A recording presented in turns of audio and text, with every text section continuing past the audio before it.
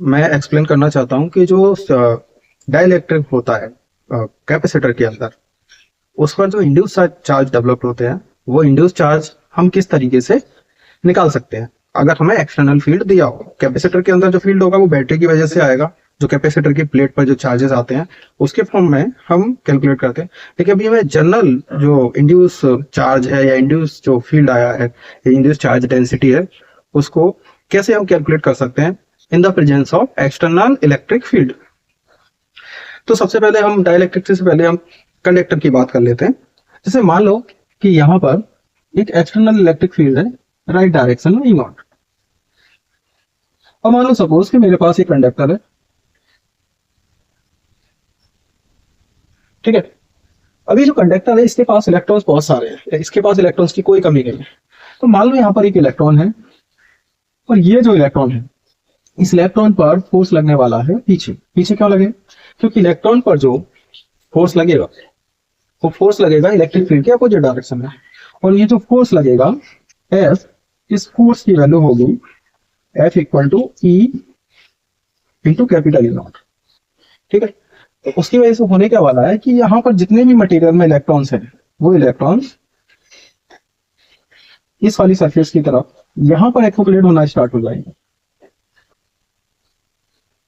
और जब इलेक्ट्रॉन यहाँ पर एक्युमुलेट होंगे तो इलेक्ट्रॉन इधर से राइट से लेफ्ट में आ रहे हैं, तो राइट में वो एक पॉजिटिवली चार्ज एटम छोड़ के आएंगे, इलेक्ट्रॉन डिफिशिएंट एटम। तो यहाँ पर इलेक्ट्रॉन डिफिशिएंट एटम जो होगा वो पॉजिटिव चार्ज की तरह बिहेव करेगा। अब इस तरफ नेगेटिव चार्ज है और इस तरफ पॉजिटिव चार्ज है। तो यहां पर अगर मैं एक पॉइंट लूं, तो ये पॉजिटिव चार्ज की वजह से इस पॉइंट पर जो इलेक्ट्रिक फील्ड होगा इस कंडक्टर के अंदर वो इधर होगा, और नेगेटिव चार्ज की वजह से भी इसी तरफ होगा।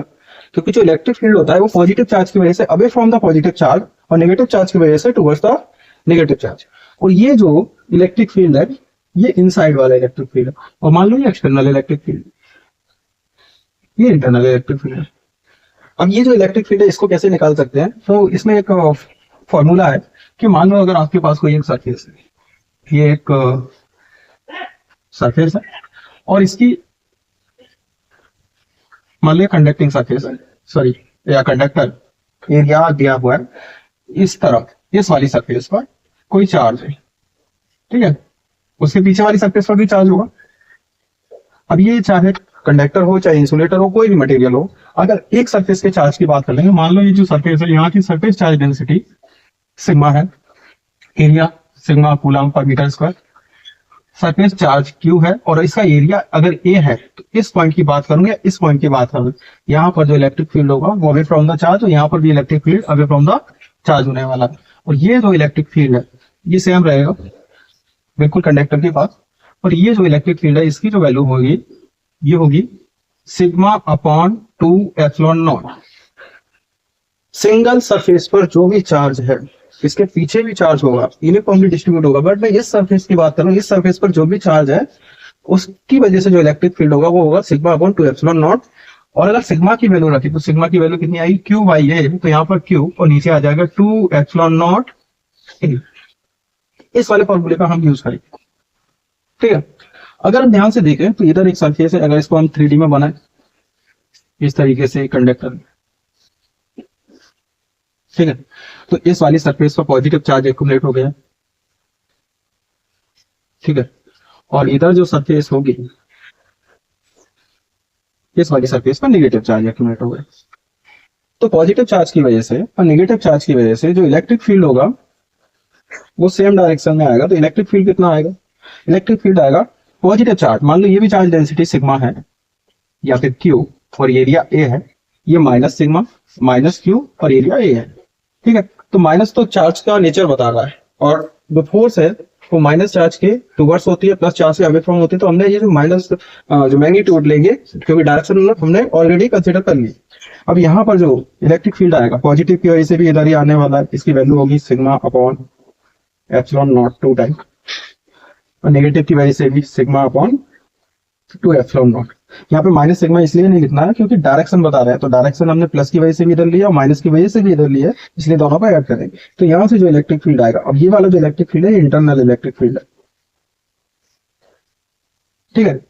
तो ये जो इंटरनल इलेक्ट्रिक फील्ड है इसकी वैल्यू आ जाएगी सिग्मा अपॉन एप्सिलॉन, या फिर हम कहें तो आ जाएगा क्यू अपॉन 2 एप्सिलॉन, चार्ज के फॉर्म में, ये चार्ज डेंसिटी। ठीक है, अब ये वाला चीज तो कंप्लीट हो गया, इसको आगे कैसे एनालाइज करें? जैसे मान लो कि हम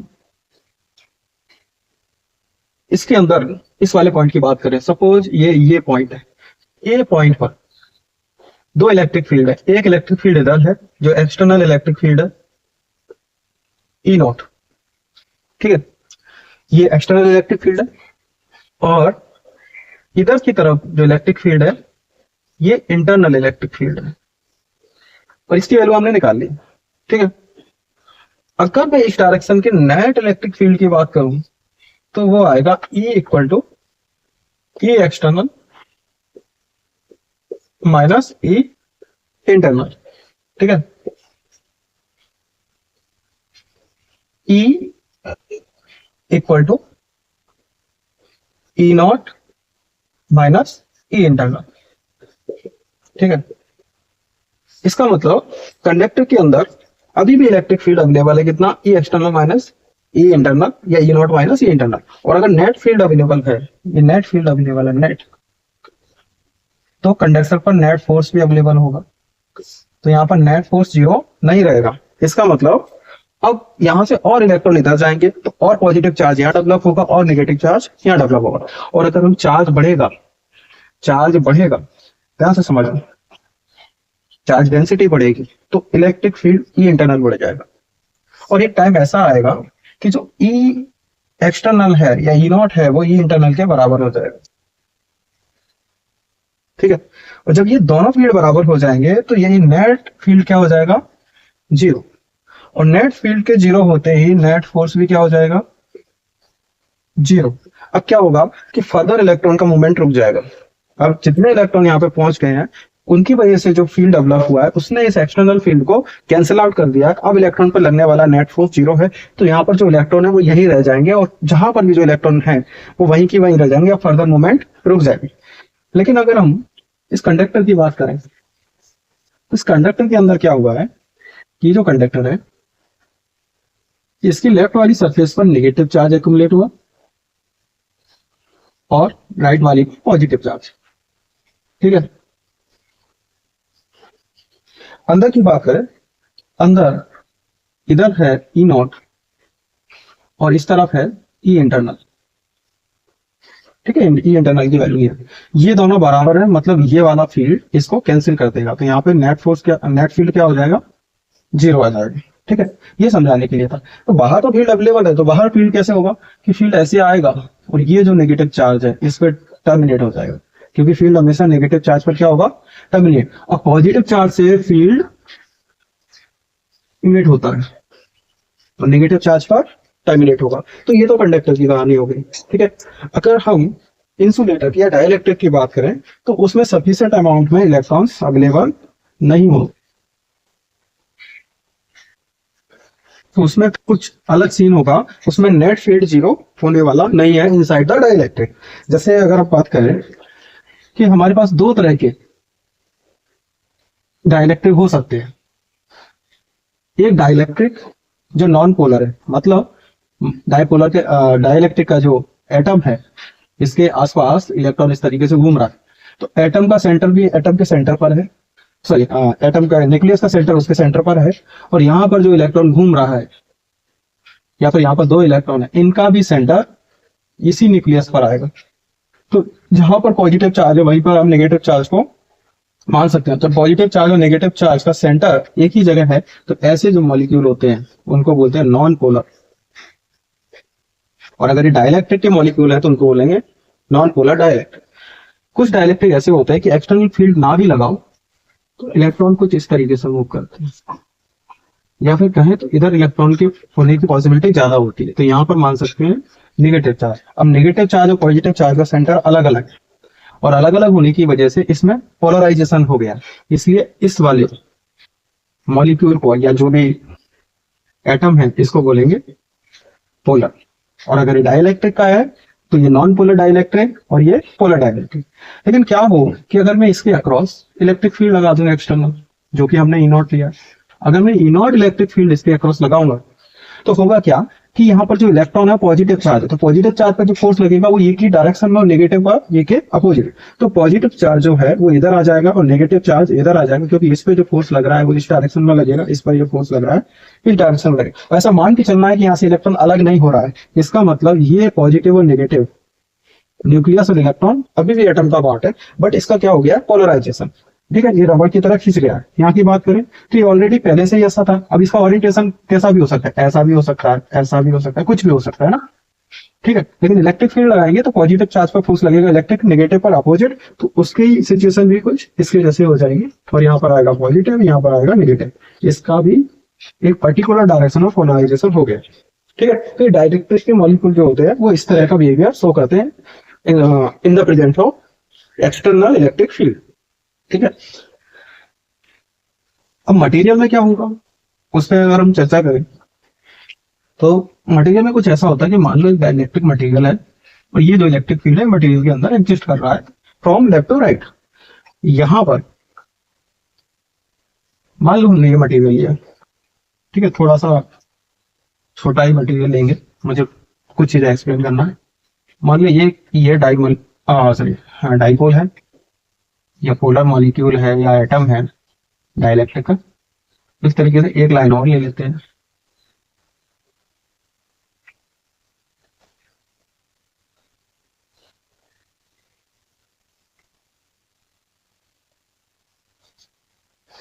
इलेक्ट्रिक फील्ड की डायरेक्शन में पॉजिटिव चार्ज आएगा, तो इधर पॉजिटिव चार्ज होगा, इधर नेगेटिव होगा। Positive positive positive negative negative negative positive positive positive negative negative negative. तो देखो होगा क्या कि जब इस वाले एटम का नेगेटिव सॉरी पॉजिटिव, इस वाले एटम का पॉजिटिव इस वाले एटम के साथ इस वाले एटम के नेगेटिव से जब मिलेगा तो ये एक दूसरे को क्या कर देंगे, कैंसिल कर देंगे।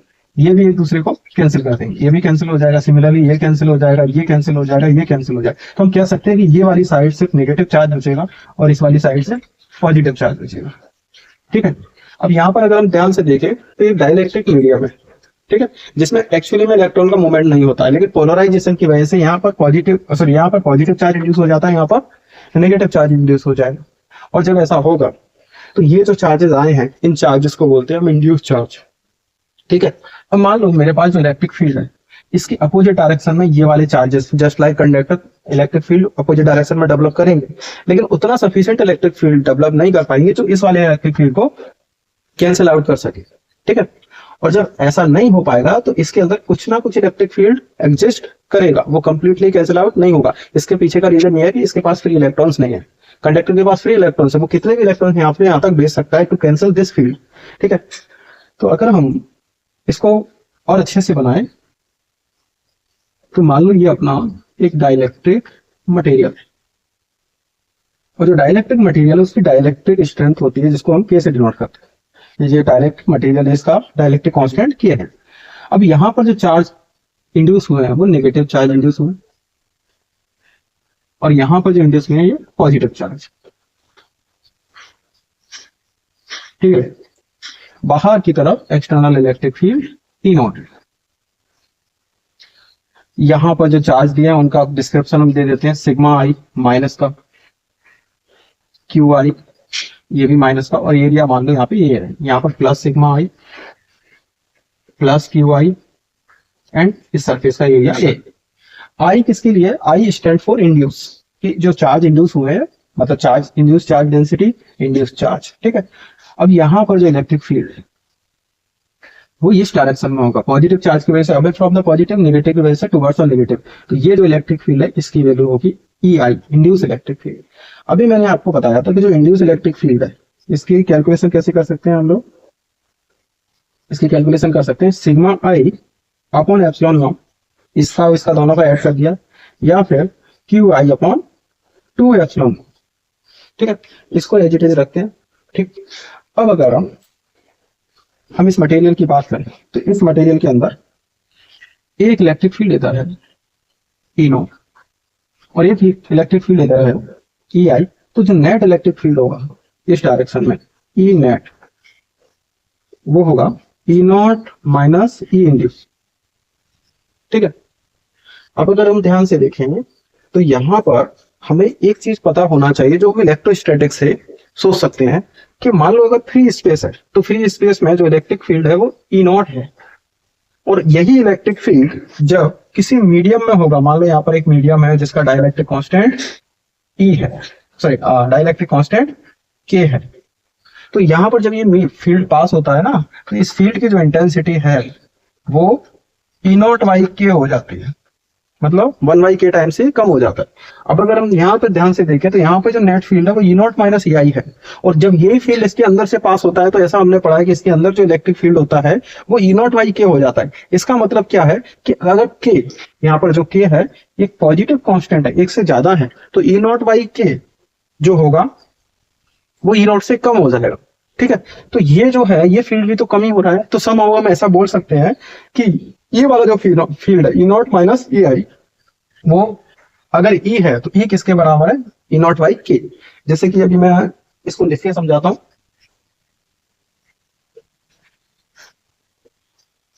मटेरियल जो फील्ड था वो ई नॉट बाई के हो गया, यहाँ पर के मटेरियल के डाइलेक्ट्रिक मटेरियल था। ठीक है, अगर हम यहाँ पर नेट फील्ड लिख रहे हैं तो नेट फील्ड क्या है यहाँ का, E net equal to E not minus E I, external minus induce. ठीक है, और अगर इसी मटेरियल की बात करें तो मटेरियल के अंदर ई नॉट प्रेजेंट नहीं होता, इलेक्ट्रोस्टैटिक में क्या होता है, जो भी ई नेट है वो ई नॉट बाई के हो जाता है, तो ये जो फील्ड है किसके बराबर हो जाएगा, ई नॉट बाई के। ठीक है, यहां से हम ई आई की वैल्यू निकालेंगे तो ई आई इक्वल टू क्या आ जाएगा, E not minus E naught by K. यहां से ई नॉट को आप कॉमन ले लो तो इधर आ जाएगा 1 माइनस 1 बाई के। तो यहां से जो ई आई आ रहा है वो ई आई आ रहा है हमारे पास ई नॉट 1 माइनस के। ठीक है, अगर आपको एक्सटर्नल इलेक्ट्रिक फील्ड दिया गया और जो भी डाइलेक्ट्रिक पूछा दिया है उसका अगर डाइलेक्ट्रिक कांस्टेंट के गिवन है तो यहां से आप इंड्यूस इलेक्ट्रिक फील्ड निकाल सकते हैं जो डाइलेक्ट्रिक के अंदर इंड्यूस हुआ है। ठीक है, due to external electric field. और हम क्या सोच सकते हैं कि जो के है, के 1 होता है किसके लिए, एयर के लिए या फ्री स्पेस के लिए, फ्री स्पेस। ठीक है, जब के अगर 1 है तो यहाँ पर इंड्यूस इलेक्ट्रिक फील्ड की वैल्यू कितनी आ जाएगी, 0 आ जाएगी। तो अगर तुम ध्यान से देखो इस मटेरियल के बाद बाहर एयर या फ्री स्पेस मान के चलेंगे, और एयर और फ्री स्पेस होने की वजह से ई आई क्या हो जाएगा, 0। तो जो नेट फील्ड होता है वो कितना होता है, ई नॉट माइनस ई आई, और यहाँ पे ई आई 0 आ रहा है तो ई नेट कितना आ रहा है, ई नॉट के बराबर, क्योंकि बाहर ई नॉट ही होगा। ठीक है, अगर हम के की वैल्यू इनफाइनाइट ले, मान लो के इनफाइनाइट, ये कब होता है, जब मटेरियल हमने डाइलेक्ट्रिक की जगह क्या लिया है, मेटल, या फिर मेटल ही क्या होते हैं, कंडक्टर। ठीक है, और अगर हम कंडक्टर मटेरियल ले लेंगे तो उस केस में क्या होने वाला है कि जो ई आई है अगर मैं इसको इनफाइनाइट रखूंगा तो किसके बराबर हो जाएगा, ई नॉट। ठीक है, और अगर हम ध्यान से देखें तो अब ई आई ई नॉट के बराबर हो जाएगा, तो ये दोनों बराबर हो जाएंगे तो ई नेट कितना आ जाएगा, ई नेट आ जाएगा 0। और अभी हमने थोड़ी देर पहले देखा था कि कंडक्टर के अंदर जो इलेक्ट्रिक फील्ड होता है वो 0 होगा। ठीक है, मेरी बात नहीं समझ में आ गई, तो यहां से हम लिख सकते हैं कि अगर एयर है तो इलेक्ट्रिक फील्ड इंड्यूस नहीं होगा, और मेटल है तो electric field external electric field के बराबर इंड्यूस हो जाएगा। ठीक है, तो यहां से हमने ये वाला फॉर्मूला निकाल लिया। अगर हमें इन चीज गिवन है ई नॉट और के, तो इंड्यूस इलेक्ट्रिक फील्ड की वैल्यू निकाल सकते हैं, और इंड्यूस इलेक्ट्रिक फील्ड इन सबके बराबर है तो यहां पर इसकी वैल्यू किसके बराबर रख सकते हैं, ई नॉट 1 माइनस 1 बाई के।